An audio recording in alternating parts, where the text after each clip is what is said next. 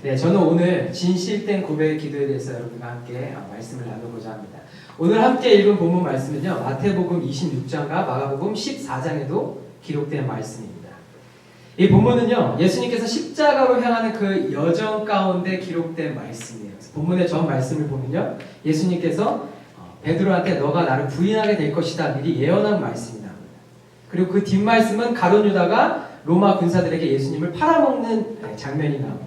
그 여정 가운데 예수님께서 십자가로 걸어가는 그 여정 가운데 예수님께서 제자들과 함께 감람산에 있는 겟세마네 동산으로 기도하러 가시는 장면이 나오고요. 특별히 예수님께서 자신을 부인할 거라고 예언했던 베드로를 포함해서 베드로를 데리고 야고보와 요한을 데리고 따로 기도하시는 장면이 나옵니다.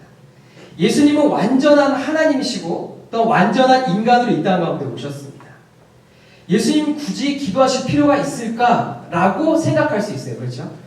하지만 예수님도 하나님의 구속사역을 성취하기 위해서요, 하나님 아버지의 뜻을 묻고 그분을 의지하고 그분의 인도하심을 받기 위해 기도하셨다라는 것입니다.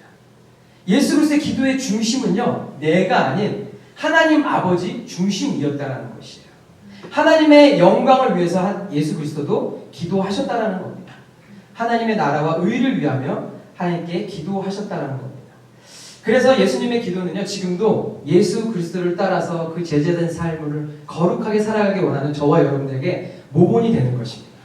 우리의 기도의 중심에 먼저 하나님의 마음을 알고자 하는 갈망이 있기를 원합니다. 아버지의 뜻을 알기 원합니다. 아버지의 마음을 알기 원합니다. 내 생각과 마음과 내 뜻이 하나님의 뜻 아래 굴복되게 하여 주옵소서. 하나님의 아버지의 뜻대로 내 삶이 충만하게 채워 주옵소서. 이런 고백이 넘쳐나길 원합니다. 먹고 사는 것, 이 땅의 삶을 위한 필요로 하나님 앞에 기도할 수 있어요. 우리는 어떤 것도 무엇이든지 하나님한테 마음을 터놓고 기도할 수 있습니다. 하나님께서 무엇이든지 구하는 자에게 주님께서 응답하시고 베풀어 주세요. 사랑하는 자녀에게 떡을 달라는데 돌을 주시지 않잖아요.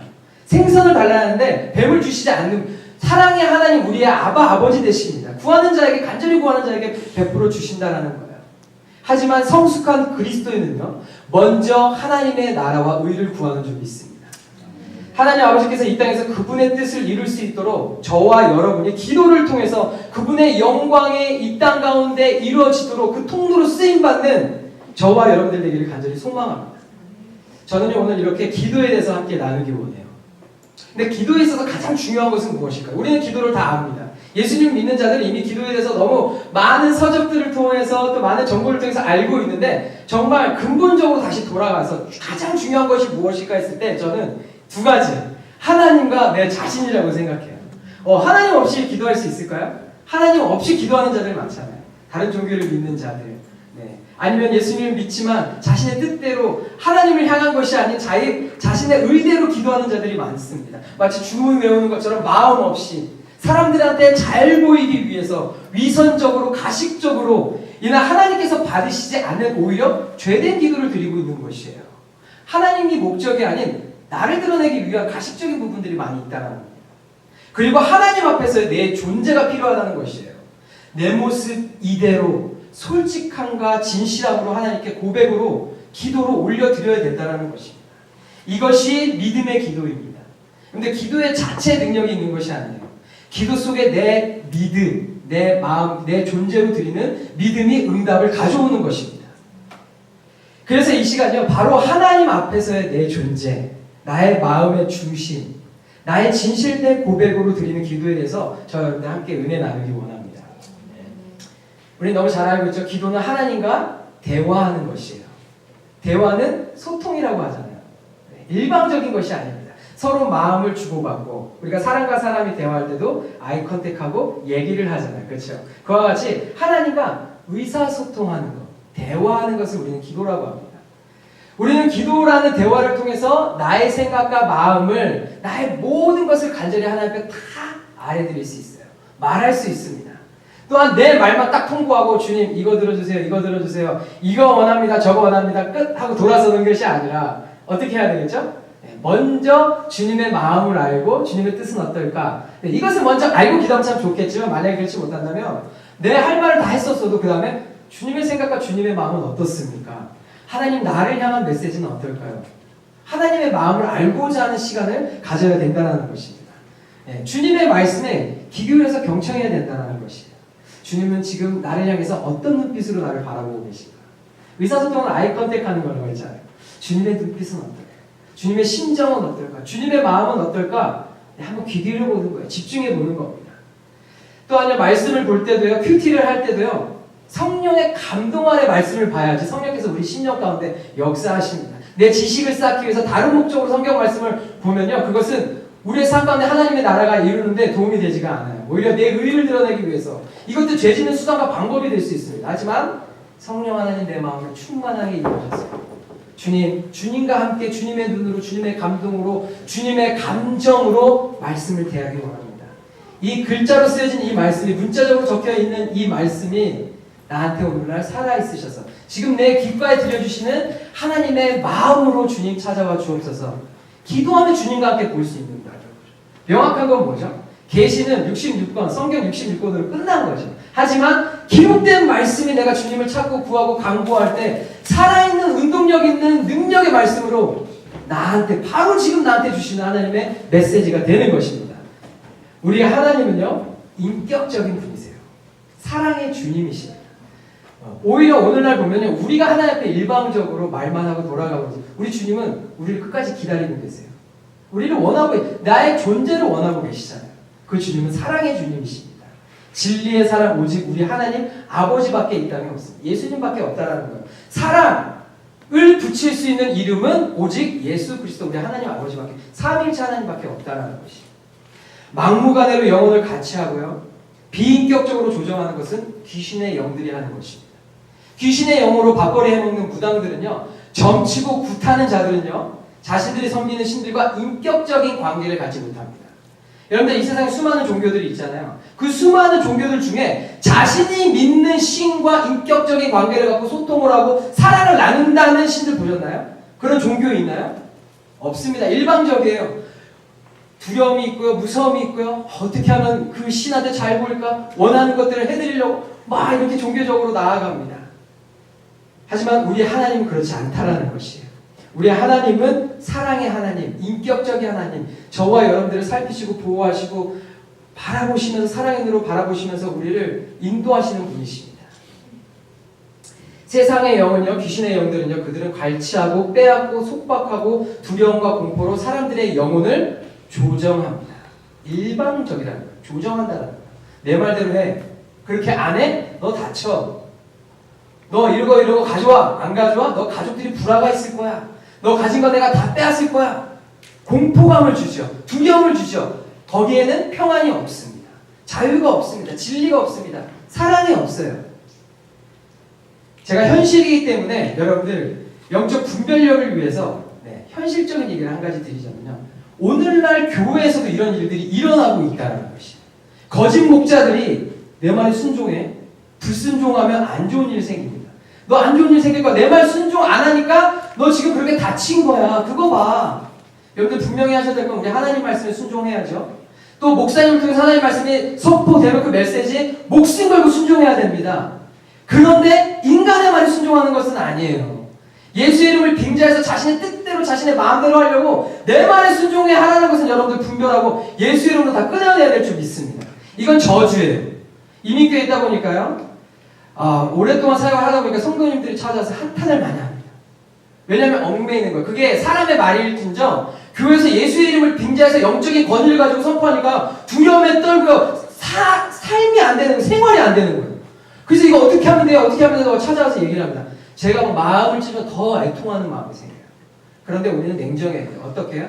예수의 이름으로 떠나갈 치여다 선포하시기 바랍니다. 혹시 이곳에 그런 말들을 들으신 분들이 계신가요? 혹은 앞으로 그런 사람들을 만나거든 선포하시기 바랍니다. 예수의 이름으로 떠나갈 치여다. 예수 그리스도의 피가 나의 모든 죄에서 나를 자유케 하셨다. 속이는 영은 떠나갈 치여다. 할렐루야. 우리 하나님 아버지는요, 사랑의 주님이십니다. 절대 강제적으로 비인격적으로 사랑하는 자녀들을 조정하지 않으신다라는 거예요. 참고 기다리시고 인내하시고 노하기를 더디하시고 그윽한 사랑의 눈빛으로 우리를 바라봐 주고 계신다는 겁니다. 왜 그럴까요? 왜 그럴까요? 예수 그리스도입니다. 예수 그리스도. 그 사랑의 하나님께서는요, 사랑하는 독생자 예수 그리스도를 저와 여러분의 모든 인류의 죄를 담당하시기 위해서 십자가에서 물과 피를 흘리게 하시고 우리를 모든 죄에서 대속하시고 속량하셨습니다. 그 이름을 믿는 자들에게는 결코 정죄함이 없느니라. 우리에게는 자녀된 권세를 주셨어요. 더 이상 종이 아닌 자녀가 된 것입니다. 사랑하는 아들이 된 것이고 딸이 된 것이고요. 양자가 된 것입니다. 그 은혜가 부어진 것이에요. 주의 영이 계신 곳에는 자유함이 있느니라. 그 주님께서 그래서 지금 저와 여러분들에게 성령님, 보혜사 성령님을 보내주셔서 위로하시고 알려주시고 가르쳐주시고 친구가 되어주시고 우리를 지키시고 보호하시고 우리와 영원히 함께 하시는 것, 놀라운 축복을 저와 여러분들 받아 누린 것입니다. 우리 사랑의 주님께서는요, 독생자 아들 예수 그리스도를 십자가에 내어주시기까지 하시면서 지금 우리에게 원하고 계신 것은 무엇일까요? 독생자 예수님을 내어주시면서까지 지금 저와 여러분들이 이 자리에 있는데 원하시는 것은 바로 우리의 진실된 마음, 내 존재, 내 중심을 원하고 계신다는 겁니다. 그것을 주님은 먼저 받기 원하신다는 거예요. 우리 요한복음 4장 23절에서 24절 말씀 우리 한번 다 같이 한번 읽겠습니다. 혹시 말씀? 네. 다 같이 한번 읽겠습니다. 시작. 아버지께 참되게 예배하는 자들은 영과 진리로 예배할 때가 오나니 곧 이때라. 아버지께서는 자기에게 이렇게 예배하는 자들을 찾으시느니라. 하나님은 영이시니 예배하는 자가 영과 진리로 예배할지니라. 아멘. 이 시간 영과 진리로 우리의 마음을 다해, 전심을 다해 진실된 고백을 하나님께 가지고 나아가는 저와 여러분들 되기를 간절히 소망합니다. 모든 게 다 있어도요, 예수님 없으면요, 예수의 피, 보혈 없으면요, 거짓이요, 죽음이요, 헛된 가짜가 되는 거예요. 예수님을 소유한 자가 모든 것을 다 가진 자입니다. 없는 자 같으나 부한 자로다. 무명한 자 같으나 유명한 자로다. 누구 때문에요? 예수님 때문에. 그러나 우리의 삶에 오직 예수가 왕으로 계신다면요, 지금 이 땅에 천국을 누리는 삶을 살게 될 줄 믿습니다. 내 삶이 기독교, 교회, 신앙생활, 이러한 성경에 관련된 재료들로 다 채워져 있어도요, 귀신도 쫓고 능력도 행하고 다 행해도요, 주님을 향한 나의 마음이 없다면 그날 주님 앞에 갔을 때 주님이 말씀하십니다. 내가 너를 도무지 알지 못하더라. 불법을 행하는 자들아 내게서 떠나가라. 버림을 받게 된다는 것이에요. 은사가 많은 자들이 주님과 친한 자들일까요?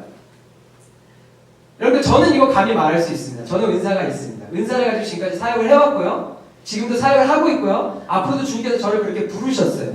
근데 그 은사를 가지고 있기 때문에 그 세계를 잘 알아요. 은사가 있다고 해서 주님과 친한 게 아닙니다. 은사는 하나님이 일을 하기 위해서 한 사람을 선택하셔서 통로로 삼으셔서 주신 건데, 하나님에 대한 마음이 없어도 은사가 나타나요. 왜요? 하나님은 하나님의 일을 하시니까. 대신 그 사람이 그 도구를 가지고 하나님의 영광을 위해서 사역하지 않으면 정말 타락하는 것입니다. 교만해지는 거예요. 뭐가 없으니까. 주님의 마음이 없고 예수의 정신이 없으니까 내가 왕이 되는 거예요. 주님께서 그러려고 주신 것이 아닌데, 은사가 있다고 해서 은사 있는 자들 보통 할렐루야 이렇게 목소리 힘주면서, 그래서 내 말을 들어 안 들으면, 그러니까 거기에 막 매여가지고, 왜요? 진짜 내가 주님하고의 친밀한 친밀감이 없으니까 대신 그 사람의 영상에 따라가는 거거든요. 아니요, 오늘날 예수님께서 휘장을 위에서 아래로 찢으심으로 우리가 지성소 가까이 들어갈 수 있다는 것은 저와 여러분들, 우리 누구나 모두 예수님을 믿는 자들은 주님과 친밀해질 수 있는 관계 안에 들어갈 수 있다는 것이에요. 어떤 도구 때문에, 현상 때문에 흔들리지 않기 원합니다. 현상을 보지 않아요. 그래서 저는 현상을 보지 않아요. 현상 대신 그 안에 뭐가 보냐? 주님의 마음. 그 안에 역사는 하나님이 어떤 마음으로 역사하는지를 바라보는 것입니다. 현상을 보면 다 속게 되어 있어요. 역사가 지나가, 역사가 평가하든지 아니면 지나고 나서 이게 속이는 영들이 있거든요. 가장에서 들어오는 영들. 주님과 친밀해지기 위해서 먼저 그래서 무엇이 필요하다고? 나의 중심, 나의 마음이 필요하다는 것이에요. 여러분들 지금 이곳에 앉아 계시잖아요. 나의 마음을 온전히 다 드리면 주님께 나아간다면, 주님의 심장 소리를 들으며 나아간다면요, 그 주님이 어떤 분이신지 오늘 예배를 통해서 조금 더 주님과 친밀해질 수 있다는 걸, 가까워질 수 있다는 것입니다. 그렇게 주님께 나아가기 원합니다. 오직 예수로 채우시기 바랍니다. 주님의 마음을 소유하는 저와 여러분들 되기를 간절히 소망합니다. 예수님도요, 하나님과 많은 대화를 나누셨어요. 습관에 따라 기도하셨고요, 새벽 미명에 기도하셨습니다. 또 사람들이 많은 산만한 곳에서도 한적한 곳을 찾아서 기도하셨고요, 제자들이 피곤해 졸 때도 예수님은 겟세마네 동산으로 가셔서 기도하셨습니다. 예수님도 하나님을 간절히 필요하셨다라는 것이에요. 우리에게 도전을 주는 말씀입니다.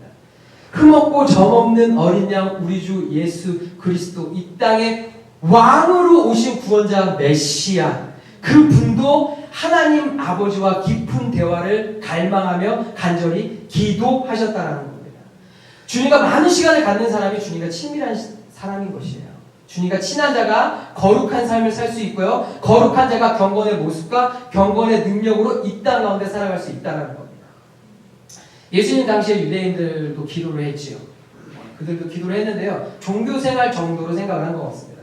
그들은 아침, 정오, 오후 이렇게 3번을 기도합니다. 기도할 때 순서도요, 7가지 순서가 있어요. 그 중에 4번째 순서는 일어나가지고 19개 찬송시를 일어나서 하나하나 순서대로 이렇게 외치면서 기도를 합니다. 순서 많지요. 다 외워야 돼요, 여러분들. 열심히 특별합니다. 아주 뛰어나야 돼요.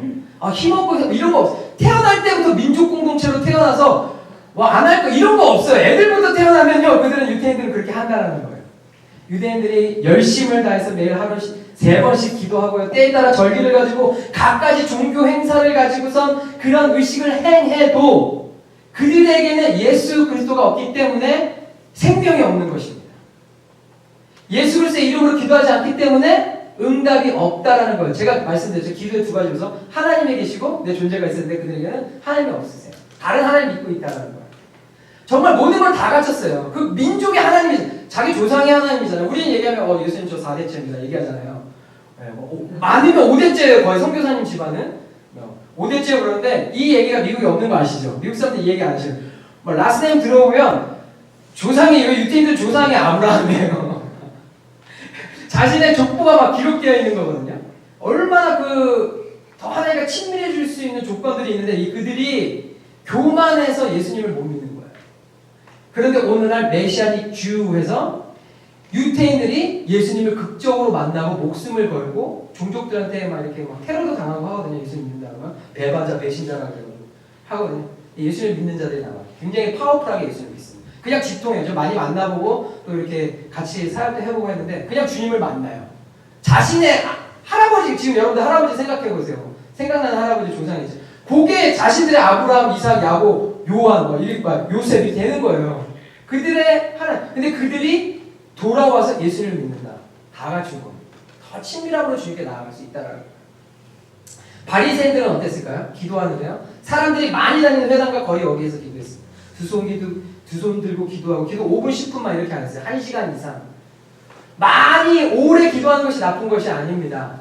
주님과 소통하고 여러분들 자녀들과 마음을 터놓고 대화하면 몇 시간 할 수 있잖아요. 근데 자녀들이 와가지고 엄마 오늘은 이번 주는 10불 주시고 용돈은 100불 주시고요. 다음 달에는 뭐가 있으니까 세미나 있으니까 1000불 주시고요. 원하는 것만 딱딱딱 얘기해놓고 오늘 말할 거 딱 아주 간추려서 아주 엑기스로 말씀드렸습니다. 이제 가겠습니다. 딱 이러면 여러분들 기분 어떠세요? 아쉽죠? 네. 자녀들하고 마음을 터놓고 많이 대화하는 거 너무 좋은 거예요. 많이 기도하는 거 좋습니다. 그리고 사람들 많은 앞에서 사실 이렇게 공예배를 드린다는 의미가요, 민족 공동체에 하나님께서 주신 공동체성을 회복하고요, 이 아브라함에게 주셨던, 하나님께서 주셨던 그런 언약에 대한 말씀을 기억하고 생각하면서 다시금 하나님의 그 언약을 상기시키면서 우리가 어떤 정체성을 가지고 살아가야 되는지를 돌아보는 시간이에요. 얘가 그냥 중요한 겁니다. 내가 누구인지를 깨닫고 하나님이 누구인지를 다시 바라보면서 나가는 게 다 모였을 때, 그래서 공동으로 모였을 때 내 신앙을 고백하는 거예요. 사람들 앞에서. 그래서 여러분들 세례도 받는 거고, 아니면 나 혼자 집에서 받죠. 진짜 핍박받고 선교지에서 그렇게 할 수 있지만 많은 사람들 앞에서 나의 신앙을 고백하는 거잖아요.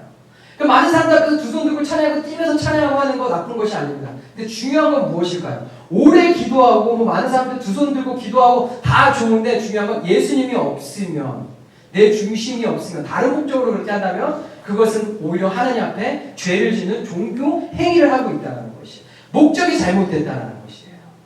우리의 목적은 오직 예수 그리스도가 되어야 된다는 것입니다. 오늘도 마찬가지입니다. 사람들은 다 속여도요, 사람을 다 다 속여도 우리 하나님 아버지를 속일 수가 없어요. 그리고 내 양심은 못 속여요. 와, 너 진짜 양심 썩었다 그러잖아요. 근데 아무리 썩어서 죄를 지어도 내 양심은 알아요. 그러니까 뼈골이 삭잖아요. 건강에 막 안 좋아 이런 아무리 자존심 내걸고 해도요, 내 양심 못 속인다는 거예요. 예수 그리스도를 향한 나의 진실된 고백이 없는 행위는 다 종교 행위, 거짓 신앙이 되는 것입니다.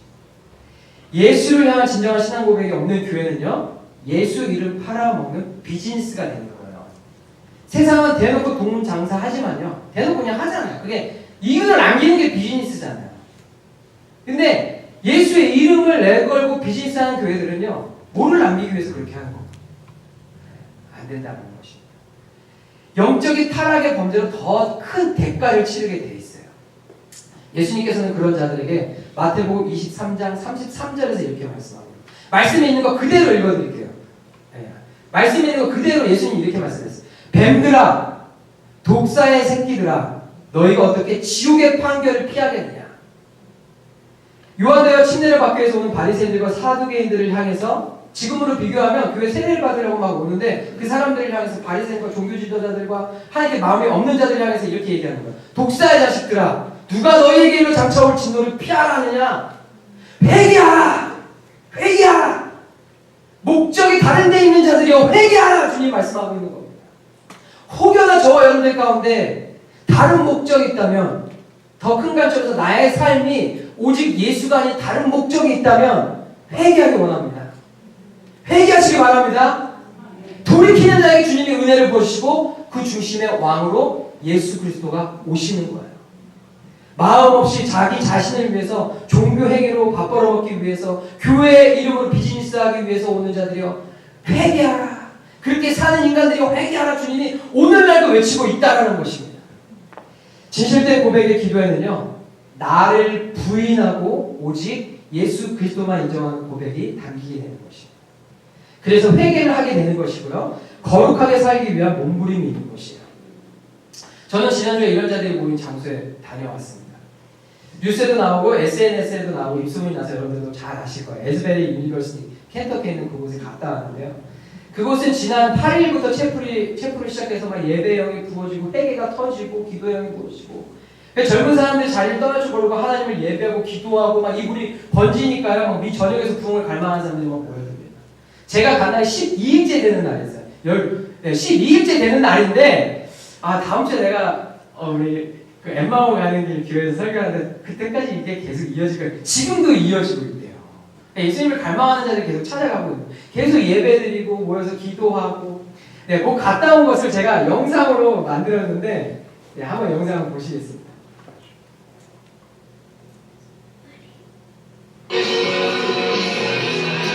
이게 어마어마한 사람들이 몰려들었습니다. 예배당에 들어갈 수 있는 인원이 500명 정도 돼요. 저녁에서 사람들이 몰려드니까 막 줄을 섭니다. 들어간 사람들이 나와야지 그 다음 사람이 들어갈 수 있는 거예요. 저희는 8시간 기다려서 밤에 들어갔습니다. 자, 이것뿐만 아니고 주변에 가능한 학교, 건물들, 이 학교 주변에 있는 건물들이 가능한 데는 다 오픈해가지고 사람들이 그곳에 들어. 줄을 8시간 못 서요. 최소 6시간, 7시간 줄 서야 돼요. 빨리 가고. 근데 줄 못 서는 사람들을 위해서 잔디 받아서 이렇게 스크린 해놓고 막 이제 기도하고요. 또 막 가능한 건물들 오픈해가지고 그래서 기도하고 막 합니다. 저희는 배고플까봐 들어가기 전에 뭐 먹고 가는데 가니까요. 발루티어들이 와서 교회들이 와가지고 피자 나눠주고 핫도그 나눠주고 뭐 따코, 물, 커피, 스낵 그거 막 나눠주는 거예요. 네. 이게 섬기기도 그러니까 그곳의 부흥의 열정이 주변 대학가들로 퍼져가지고 테네시에 있는 학교, 엘라바마, 몽고메리에 있는 학교들 막 그 대학교에서도 막 그렇게 사람들 모여서 예배하고 기도한다라고 합니다. 자, 세상에서는 예수, 교회 얘기만 해도요 합을 띠는 언론들도 제가 신기했어요. 그런 언론들도 와가지고 그걸 취재하고 뉴스에 내보내더라고요. 그러면서 더 많이 알려지게 된 거예요. 그러니까 저녁에서 그 예수님을 갈망한 자들이 모인 거예요. 제가 아까 말씀드렸죠. 현상에 치우치지 않는다고. 현상을 보고 뭔가를 하려고 간 게 아니고 정말 내가 그렇게 관심이 많은 하나님이 지금 이런 일을 하신다고 가보자 하고 가는 거예요. 근데 그들이 정말 그곳에서 제가 느낀 거니 하나님이 일하고 계시는구나. 자, 그래서 제가 여기 사진 있죠? 제 우리 아들입니다. 정말 젊음이 좋다라는 게 8시간 줄을 섰다고 해. 운전을 7시간 하고 8시간 줄을 서서 들어가는. 또 들어가기 전에 그 풀밭에서 아이들하고 뭐 풋볼 놀이하고 엄청 뛰어놀았는데도 젊음이 좋더라고요. 지치지 않고. 저기 하다. 네, 저기 사진이고요. 저 옆에는 저렇게 잔디밭에 사람들이 모여서 줄 서지 못하고 하는 사람들 저기서 예배를 계속 드립니다. 네. 또 다음 사진. 네. 그리고 요게 이제 저희가 앉은 자리인데 뭐 내가 어디 앉고 싶다 이런 거 없어요. 그 앞에서도 이제 몇 명 하면 그 몇 명에 맞게 자리에 들어갈 수 있는 거예요. 저 뒤에가 옆 건물인데 옆 건물에 저기 이제 기도하라고 오픈했는데 저기도 저렇게 줄을 쓴 겁니다. 네, 그렇게 줄을 섰어요. 그 다음 사진, 이거 사진 다인가요? 그 전 사진 한번. 네. 요게 지금 건물 앞이에요. 저 앞에 보이시죠? 저 앞에 저 정도만 걸어가면 이제 들어가는 건데 그 앞에서 사진 안 찍을 수가 없어요. 저 다 들어왔다고 생각하시잖아요, 여러분들. 저기다 30분 기다려야 돼요. 앞에까지 가려면 거의 뭐 천국문 열리는 그런 느낌입니다. 그래서 저 앞에서 이렇게 사진 찍고 가려고 이렇게 했습니다. 저는 그곳에서 한 가지 모인 사람들의 그 하나님 앞에서 진실된 모습을 봤어요. 그것은 오직 예수님을 갈망하는 자들이 모였습니다. 여러분들 생각해 보세요. 만약에 저쪽 건물 안에서 100불 나눠준다면 8시간 서서 기다릴 수 있습니까? 8시간 서서 기다리면서 뭐 하는 줄 아세요? 앞에 사람들하고 너 어디에서 왔냐? 뭐 루이지애나에서 왔다, 시카고에서 왔다, 인디애나주에서 왔다, 또 어디서 왔다 그랬죠? 뭐 여기서 왔다, 저기서 왔다 막 그래요. 저희한테 이제 딱 바라보면서 얘기하는 거예요. 너 어디에서 왔냐? 이 사람들이 듣고 싶은 거는 뭐 아시아, 코리아, 뭐 자pan 뭐 이렇게 왔다 그러면 우와 하려고 한 거예요. 그래서 제가 우리 애틀란타에 왔어요. 그러니까 애틀란타도 멀잖아요, 그렇죠? 그러니까 이게 해주더라고요. 자기네들끼리 막 얘기해요. 이렇게 왔다, 저렇게 왔다. 그래서 간증 나누고요. 정말 제가 막 정말 도전을 받은 게 뒤에 할아버지신데 같이 8시간 서 있어요. 같이 8시간 있는데 언더 25 그러니까 25세 이하 아이들은 옆에 따로 줄을 서요. 걔네들 한 10분도 안 기다리고 바로 들어가서 앞자리랑 뒤에 서서 예배드릴 수 있으니까 이 장소의 붕이 어떻게 시작됐다고 청년들을 통해서 시작된 거잖아요. 그러니까 젊은이들은 바로 들어가서 예배드리고 기도하고 할 수 있어요. 근데 어른들은 이제 줄을 쭉 쓰는 건데 그 나이 많은 분들도 8시간 서서 똑같이 섰어요. 끝없는 줄 서서 똑같이 했어요. 근데 하나 불평불만하지 않고 100불 준다 그랬으면 뭐 이렇게 줄을 자냐 빨리 줘라 막 이런 얘기 했을 거예요. 먹을 거 준다면 뭐냐 근데 은혜 나누고 기뻐하면서 막 찬양하고 마음을 나누고 사랑하고 주님 그리스도의 교제를 나누면서 있는 겁니다. 그들에게 있었던 건 어떻게 볼까요? 예수님을 갈망하는 진실한 마음. 저는 그것을 확인하고 왔습니다. 그들이 모인 장소에 은혜가 없을까요? 여기 특징이 또 뭐냐면요. 유명한 사람들이 오지 않았어요. 제가 이제 나중에 알게 됐는데 유명한 찬양 인도자들, 부흥사들, 미국에 있는 이름 되면 알만한 사람들이 여기 관계자들한테 연락해서 한 타임을 좀 달라. 장소를 달라. 우리가 인도하겠다. 정중하게 다 거절해야 돼요. 얼굴 없이 빛도 없이 정말 그냥 주님께 다 내어드리는 시간을 가지니까 하나님이 일하시는 것 같아요. 막 찬양인들한테 틀리기도 하고 막 그래요. 청소년들. 근데 그거 갖다 뭐라 하지 않고 전혀 예배에 방해가 되지 않아요. 그냥 더 자연스럽고 더 기쁘고 그냥 이렇게 하나님께 마음을 드리는 거예요. 한 가지. 예수님이 마음에 있기 때문입니다. 예수님 한 분이면 다 된다는 것이에요. 할렐루야. 우리 이렇게 어떻게 보면요. 부흥이 일어나고 능력이 나타나는 것은 세계적인 부흥의 현장이나 성경에 기록된 특별한 인물에게만 주어진 특권이라고 생각할 수 있어요. 켄터키에 가면 뭔가 있을 것이다. 켄터키니까 일어나는 거야 라고 생각할 수 있지만 저는 그렇지 않다고 봐요. 지금 저와 여러분들의 마음이 예수님으로 가득 차면요. 내가 집에서 나의 방에서 혼자 예수님을 부르짖고 뜨거운 갈망과 진심어린 고백이 있다면 그 장소가 부흥의 장소가 되는 줄 믿습니다. 불타오르는 성령의 장소가 되는 거예요. 진정 마음에 예수님을 주인으로 보시고 영과 진리로 예배하는 자. 하나님은 그 사람을 예배자로 부르시고 특별한 존재로 보고 계신다는 겁니다. 저와 여러분 지금 하나님 앞에서 그런 특별한 아들, 딸인 줄 믿습니다. 자, 성경에 하나님께 쓰임받은 위대한 사람들 한번 통해서 그들은 어떤 특별함과 강점이 있었으면 그렇게 하나님 앞에 기도의 사람으로 성경에 기록되는 축복을 받았을까? 저는 모세와 다윗, 바울과 베드로를 통해서 한번 살펴보기 원합니다. 그들은 뭔가 태어날 때부터 특별한 뭔가 신성을 갖고 태어났을까요? 아니잖아요. 오직 예수 그리스도만 완전한 신으로 완전한 인간으로 이 땅 가운데 오셨어요. 그들의 삶은 처음부터 성령의 영감에 사로잡혀서 거룩한 삶을 지향했기 때문에 하나님께 크게 쓰임 받았을까요? 우리와 똑같은 피조물입니다. 그들에게는 그럼 도대체 무엇이 있었을까요? 자, 보세요. 모세는요, 혈기왕성한 성격의 소유자였습니다. 그는 한때 동족을 쳐 죽인 살인자요, 도망자였어요. 다 아시죠? 다윗은 우리아 장군의 아내 밧세바를 상대로 성적 범죄를 간음죄를 저지른 사람이었어요. 이를 숨기기 위해서 자신의 권력을 또 사용해서요, 우리아를 죽이기 위해서 살인 교사를 저지른 죄지은 자였어요. 바울은 어땠죠? 회심 전 스데반을 죽이고 1세대 유대계 그리스도인들 핍박하는 데 큰 영향을 미쳤던 사람입니다. 베드로는요, 예수님과의 관계를 거듭 부인했잖아요. 알면서 예수님 미리 예언해 주셨는데도 부인했어요. 그리고 예수님을 잡으러 온 로마 군사들을 지승지져 보이면서 칼로 귀를 그냥 잘라버립니다. 불같은 성격의 소유자였다는 거예요. 자, 이들이 오늘날 살았다면 어떻게 됐을까요? 네, 굳이 비교해보자면 이들은 더 이상 사용 못했을 것 같아요. 언론을 통해서 전 세계 이 많은 글이 드러났겠죠. 평생 자중하면서 숨어 살았었어야 돼요. 이거 못해요. 뭐 어디 가면 SNS, 페이스북에 다 나옵니다. 근데 하나님께서 크게 쓰임받은 이 성경 인물들의 생애에도 치명적인 죄와 실수가 있었는데도 불구하고, 하지만 하나님께서는 그들을 사용하셨다는 겁니다. 그럼에도 하나님 사용하셨다는, 하나님께서는 그들의 죄보다 성령께 쓰임받는 의의 모습을 역사적으로 더 널리 알리셨어요. 성경에 기록하고 있잖아요. 하나님께서는 그들의 겸손하고 정직한 진실된 마음을 보시고 그들과 함께 동행하셨고 그들을 사용하셨다는 겁니다. 그래서 여러분들에게 주신 은사가 있다면 더 겸손하고 정직한 마음을 하나님에 반응하면 그걸 하나님께서 계속 기름 부음 부어주셔서 하나님의 일을 사용하시는데 역사하신다는 겁니다. 다윗 볼까요? 다윗은요, 시편의 방대한 고백을 통해서요, 하나님 앞에서 자신의 마음을 솔직히 토해내며 그분을 신뢰했습니다. 다윗은 한때 자신을 신뢰했던 사울 왕이 자신을 죽이기 위해서 막 군대를 쫓아오는 것을 피해 다니면서 살았습니다.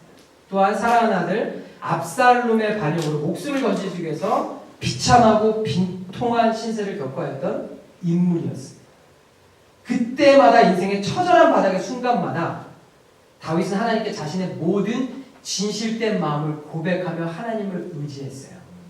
사도 바울은 다윗에 대해서 증언하기를 이렇게 합니다. 하나님 마음에 합한 자라. 하나님의 뜻을 다 이루기 위한 인물이다 라고 신약시대라서 그를 그렇게 인정합니다. 다윗에게는 진심으로 전심으로 하나님을 대하는 마음이 있었다는 겁니다. 저도 개인적으로 제 삶을 이렇게 좀 돌아보면요, 바닥을 치면서 정말 숨도 못 쉴 정도로 뼈가 삭는 그런 기분으로 잠도 못 자고 고통 가운데 빠졌던 순간들이 여러 차례 있습니다. 그런 상황에 이렇게 오다 보니까 하나님 앞에서 영적으로 막 바닥에 치게 되고요, 살수만까지 끊어질 정도로 막 너무 고통 가운데 힘든 거예요. 어떻게 이럴 수가 있지? 막 납득이 안 가고 이해가 안 가고 이 모든 것이 다 잘못된 것 같고 영적으로 막 바닥을 치는데 결국 제 입술에서 그때 눈물 콧물 다 쏟고 아무것도 기도가 나오지 않는데 제 입술에서 제 머릿속에서 한 가지 고백, 하나님은 살아계십니다. 이 고백을 하게 되더라고요. 그 어떤 문제와 역경과 고통과 절망이 찾아와도 하나님은 살아계시면 그게 진리잖아요. 그렇기 때문에 저와 여러분들 삶 가운데 소망이 있다는 겁니다. 하나님이 왕이시기 때문에 그분을 의지하는 것은 어두운 영들을 우리가 예수 이름으로 다 꺾을 수 있다는 거예요. 왜요? 하나님 진리시고 하나님 살아계시기 때문에. 하나님이 안 살아계신다면 이게 다 헛된 거잖아요. 필요가 없는 거예요. 뭐 하나님이 안 계신다면 사실 내 존재 자체도 필요 없는 거지만 그런 거 빼고 만약 진짜 하나님이 살아없고 살 이유조차가 없는 거. 하지만 하나님은 살아계시기 때문에 우리가 주님을 의지할 수 있는 거고 소망이 있는 것이고 그분한테 내 전적으로 나의 마음을 의지하고 삶을 드릴 때 주님이 나를 왕으로 자정하셔서 인도하신다는 믿음이 생긴다는 것입니다. 나에게 주어진 모든 것 결국 하나님의 영광이 되기 위한 주님 도구로 사용하여 주옵소서. 일어나 하나님의 빛을 발하는 자 되게 하여 주옵소서. 어떤 상황과 환경 가운데도 하나님 살아계시기 때문에 주님이 내 전부가 되십니다. 겸손한 마음으로 정말 낮은 마음으로 고백할 수 있는 거예요. 바울은요, 로마 시민권을 가진 유대인 가정에서요, 양질의 교육을 받으면서 기득권 출신이었어요. 그런 인물이었습니다. 그는 예수 믿는 자들을 핍박하고 스데반을 죽인 사악한 존재였습니다. 하지만 그가 예수님을 만난 다음에는 세상 자랑 다 버리고 겸손한 모습으로 또한 결정적인 순간에 로마 시민권을 내밀 수 있었지만 그냥 주님의 순리에 맡겼어요. 자신을 드러내지 않고 이방인을 위한 사도가 되면서요, 결론적으로 이제 성경 66권 중에서 최소 13권을 기록해, 저자로 기록했다라고 하잖아요. 오늘날까지도 우리가 그를 위대한 신학자, 선교사, 복음 전도자, 영성가, 기도자, 부흥사 이런 이름을 붙이면서요. 그의 가르침을 우리는 따르고 있습니다. 그런 사도 바울은 다른 무엇보다도 무엇을 구했느냐? 우리 다 같이 한번 읽겠습니다. 시작. 너희 안에 이 마음을 품으라. 곧 그리스도 예수의 마음이니. 그 한경은 주님의 마음을 가지라고 하셨어요. 주님의 마음을 심정을 가져야 된다는 거예요. 주님의 인격을 닮아야 된다. 할렐루야. 네. 바울은 회심 후에 예수를 전하기 위해서 자신에게 닥쳐온 생명의 위협과 고난과 고통의 순간 거짓과 타협, 술수를 부리지 않고 정직하고 진실되게 일관된 자세로 복음을 전했습니다. 사도 바울 그 중심에는 예수 그리스도가 있었다라는 거예요. 자, 마지막으로 베드로는요. 예수께서 자신을 따르라고 부를 때 즉각 순종을 했어요. 자신의 생업인 그물을 다 내려놓고 예수님을 따랐습니다. 또 베드로는요. 밤에 꼼꼼한데 바다 위를 걸어오시는 예수님을 보면서 거룩한 욕심을 부렸어요. 주님이시거든 나를 불러서 나도 바다 위를 걷게 해주세요. 이건 목적이 뭘까요? 하나님의 영광을 드러내기 위한 목적이었으니까 자기 욕심이죠. 근데 결론적으로 그 중심에는 주님을 향한 간절함과 주님을 향한 진실된 마음이 있었으니까 결국에는 바다 위를 걸으게 자신의 욕심이연정 성경에 기록되어서 초자연적으로 일하시는 주님, 그럼에도 베드로를 사용하신 주님에 대해서 기록하고 우리에게 메시지를 던져주고 있다는 거예요. 자신의 욕심까지도 거룩한 욕심으로 하나님께서 만들어주신 거예요. 할렐루야. 아멘. 베드로는요, 주는 그리스도의 살아계신 하나님의 아들입니다. 이 고백함으로 예수님께 칭찬을 받았습니다. 그래서 예수님께서 베드로에게 너는 베드로라. 내가 이 반석 위에 내 교회를 세우리니 음부의 권세가 이기지 못하니니 내가 천국 열쇠를 내게 주리니 내가 땅에서 무엇이든지 매면 하늘에서도 매일 것이요 내가 땅에서 무엇이든지 풀면 하늘에서도 풀리리라. 할렐루야. 베드로에게는 진실된 마음이 있었기 때문에요. 하나님께서는 그의 불같은 성격을 불같은 열정으로 사용하시고 그에게 칭찬과 축복을 주신 것입니다. 자, 이렇게 내 인물을 살펴봤어요. 구약 2명, 신약 2명. 공평하죠? 네, 내 인물을 살펴봤는데 이 위대한 믿음의 사람들에게서 공통적으로 찾아볼 수 있는 것. 그들은 우리와 같은 부족하고 연약함이 있는 인간이었다는 것. 그렇죠? 그러나 그들은 인간의 한계에 갇혀 있지 않고 비록 엄청난 죄인인데도 불구하고 하나님 마음에 합한 진실된 삶을 살기 위해서 그 진실된 고백을 드리면서 성령을 의식한 정직한 삶을 살았다는 것입니다. 인간 모두 연약한 죄인입니다. 예수님 아니면 모두 죽을 수밖에 없는 보잘것없는 존재들이라는 것이에요. 무엇인가 포장해서 하나님 앞에 거룩한 척, 신실한 척 그런 모습보다도 있는 그대로 하나님 아버지께 올려드리는 것이 그분의 도우심을 구하며 성령을 의지하는 것이 내 모습 이대로 날 받아주시옵소서. 주님이 원하시는 삶을 살 수 있는 것이에요. 두룩을 다 제거하라 말씀하셨어요. 보혈이 예수의 피가 나를 덮으면 실제 눈보다 더 희어지는 역사가 내 삶 가운데 일어나는 거예요. 내가 아니었던 것들, 아니면 주님이 원치 않았던 것들이 버려지게 된다는 것입니다. 이것이 그리스도 십자가를 더욱 빛나게 하는 우리의 태도가 되는 줄 믿습니다. 우리는 기도할 때 이렇게 저렇게 해야 된다는 많은 방법들을 알고 있습니다. 그러나 분명한 점, 진심을 다해, 전심을 다해, 마음을 다해 드리는 진실된 기도를 하나님께서 받으신다는 것입니다. 다윗은 시편 62편에서 고백하기를요. 하나님을 의지하고 하나님 앞에 마음을 토하라. 하나님은 우리의 피난처가 되신다. 이렇게 고백하고 있습니다. 근데 생각해보세요. 토한다라는 것은 거룩한 것과 거리가 멉니다. 지저분하잖아요. 더러운 것이잖아요. 그러나 다윗은 하나님 앞에서 마음을 표현하되 더럽다고 생각하는 것, 수치스럽다고 생각하는 것, 창피하다고 생각하는 것, 하나님 앞에 진실되지 않다고 생각하는 것 모두 반응하며 다 쏟아놓으라고 고백하고 있는 것이에요. 토하는 것은 고통스럽습니다. 신체 소화기관을 역행하는 부자연스러운 것이, 그런데 하나님의 것이 아닌 것들이 들어와서 얹힌다면요, 사상의 것들로 아니면 사람들로 인해서 각종 문제들로 인해서 소화가 안 되고 꽉 막혀 있는 것들이 있다면 추해 보여도 하나님 앞에서 다 토해내라는 것이에요. 그래야지 살 수 있다라는 거예요. 그래야지 숨을 쉴 수 있다라는 겁니다. 힘들어도 다 토해내면 시원해집니다. 이것이 우리 인간 몸의 정상적인 신체 기능인 것과 같이 저와 여러분의 건강한 영적 건강의 순리, 회개하고 더러운 죄된 것들은 다 하나님 앞에 토해내며 회개하며 주의 보혈을 의지해야 된다는 겁니다. 우리는 진실된 모습으로 태양보다 밝은 빛에 비추심을 받아야 돼요. 하나님을 의지하도록 지으심을 받았기 때문에 그렇게 하나님 앞에 살아가야지 온전한 삶을 살아갈 수 있어요. 그렇게 지음을 받았어요. 그래야만 한다라는 거예요. 선택권이 있는 것이 아닙니다. 그래야지 진정한 자유와 기쁨과 회복과 부흥을 누리게 된다는 것입니다. 오늘 본문에서 예수님께서도 하나님 아버지 앞에서 진실되셨어요. 진실된 표본, 바로 예수님이 우리 그분을 모델 삼을 수 있는 겁니다. 아버지여, 만일 아버지의 뜻이거늘 이 잔을 내게서 옮기지 마옵소서. 그러나 원대로 마옵시고 아버지의 원대로 되기를 원합니다. 우리 한국 사람들 같으면 이렇게 할 수 있어요. 예수님, 첫 마음을 잃으셨네. 정신 차리세요. 옆에 있었어요. 처음에 40일 광야에 가서 시험 받는 거 기억 안, 그거 굶주리시고 아무것도 못 먹고 시험 마귀한테 끌려가지고 시험 받으셨으면서 그 십자가 잠깐 지면 되는데 뭘 자꾸 연약하게 이렇게 얘기합니까? 라고 할 수 있어요. 그렇죠? 인간적으로는. 이 고백이 인간적으로 연약하고 나태하고 의지가 없어 보일 수 있어도요. 책임을 회피하는 고백인 것처럼 보이지만요. 아니요. 그렇지 않습니다. 절대 그렇지 않습니다. 우리 예수님은 진실된 마음으로 하나님 아버지께 도우심을 구하며 마음을 토해내며 기도한 것이에요. 고백한 것이에요. 내 원대로 마시고 내 뜻대로도 아니고 누구 뜻대로요? 하나님 아버지 뜻대로 해달라고요. 하나님 중심, 신분주의, 하나님의 원대로 나의 삶을 드립니다.